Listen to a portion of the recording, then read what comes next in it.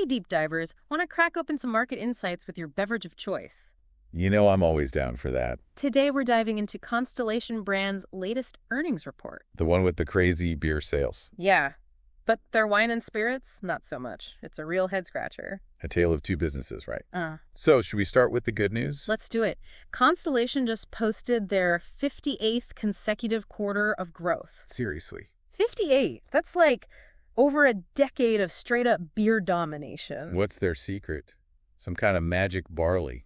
I think it's called Modelo Especial. Modelo. Can't go wrong there.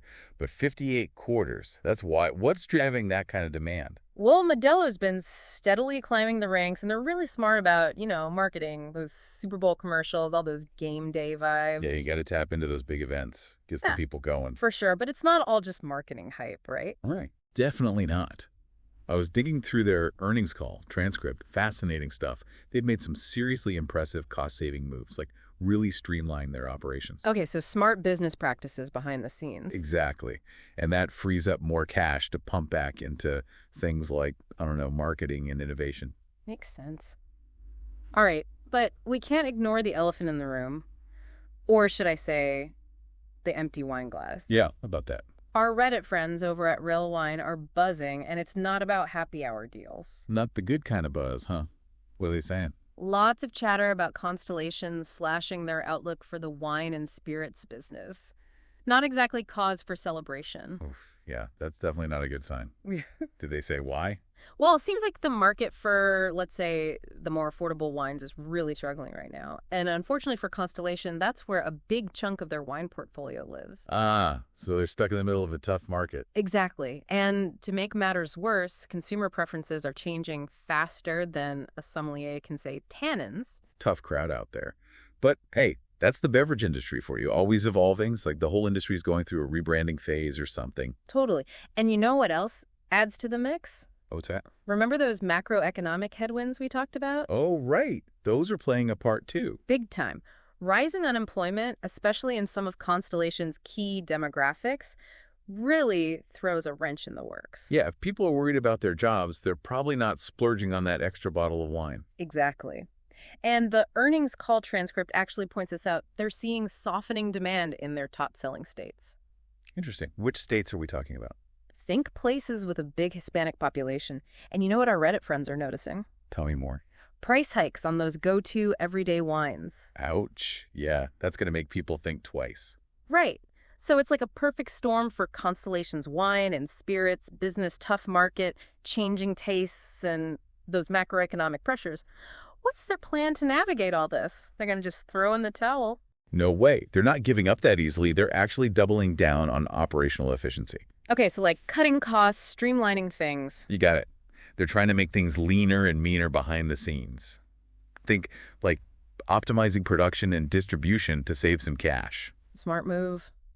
But is that going to be enough to offset the losses they're seeing in wine and spirits? That's the big question. But they've got another trick up their sleeve. Oh, yeah. Spill it. They're also investing more in marketing. Bold move. But for which brands? They're putting some muscle behind their premium brands, like Kim Crawford and Mayomi. Think high-end ad campaigns, targeting a more, shall we say, discerning palate. So, two-pronged approach. Cut costs, boost the fancy stuff. Exactly. Trying to balance the books while also appealing to those with a taste for the finer things in life. And what are the analysts saying about all this? Well, you remember that analyst note you mentioned? The one giving Constellation a 7 out of 10? Yeah, the cautiously optimistic one. That about sums it up. The beer business is killing it, no doubt. Huh. But those billion-dollar write-downs in wine and spirits, those are tough to swallow. Definitely puts a damper on things. So what's the verdict from investors? Buy, sell, or just sit back and sip nervously? It's all over the map, honestly. Yeah. Some see this as a prime buying opportunity. Stocks down. Might be a good time to swoop in. They're banking on Constellation turning things around. Makes sense. Others are like, hold on, let's see how this plays out. Waiting for those strategic moves to bear fruit. Nail-biting time. But hey, that's the stock market for you, right? Always keeping us on our toes. For sure. And you know who always has some interesting takes on these situations? Who's that? Our friends over at Value Investing. The deep value crew. What are they saying? There's this one post I saw. It's like a whole checklist for fundamental analysis. And someone applied it to Constellation. No way! And they gave the company a pretty decent score overall. Really? Even with the whole wine situation going on? Yeah. Which just goes to show, sometimes you got to dig a little deeper. Look beyond the headlines, right? Exactly.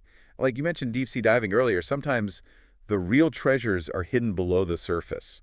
It's all about uncovering those hidden gems. I like that. And so even with the wine struggles, Constellation's got some serious strengths to work with. Absolutely. I mean, their brand portfolio alone is impressive. You've got those big names, plus a bunch of up-and-comers. True. And they're not afraid to shake things up, try new things. Right. Like they're investing in things like hard seltzers and ready-to-drink cocktails. Those are hot markets right now. Smart move. Got to stay ahead of the trends. Exactly. And on top of all that, they've got a pretty solid track record when it comes to, like, running their business efficiently. Right. Those operational improvements we talked about. Not the sexiest topic, but hey, it's important. For sure. It's all connected. So maybe it's not all doom and gloom for Constellation Brands. Not at all. They've got challenges, yeah, but they're tackling them head on. I wouldn't count them out just yet. This has been quite the roller coaster ride, hasn't it? From beer dominance to wine worries and everything in between. Tell me about it. But that's what makes these deep dives so interesting. Totally. And you know, it really highlights something crucial, whether you're a seasoned investor or just trying to navigate the grocery store aisles. What was that? Diversification. Oh, 100%. You got to spread those bets. Don't put all your eggs in one basket, especially in an industry like this one. Exactly. Trends change, tastes evolve. One day it's all craft beer, the next it's hard seltzers. You never know. So true. All right, before we wrap up, any final words of wisdom for our deep divers out there? Just remember, there's always more to the story than meets the eye. Love it.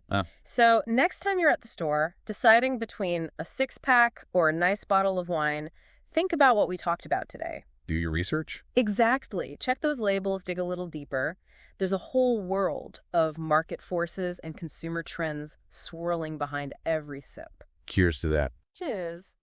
And a big thank you to all our depth divers for joining us today. Don't forget to check out the show notes for links to all the sources we discussed, including those Reddit threads.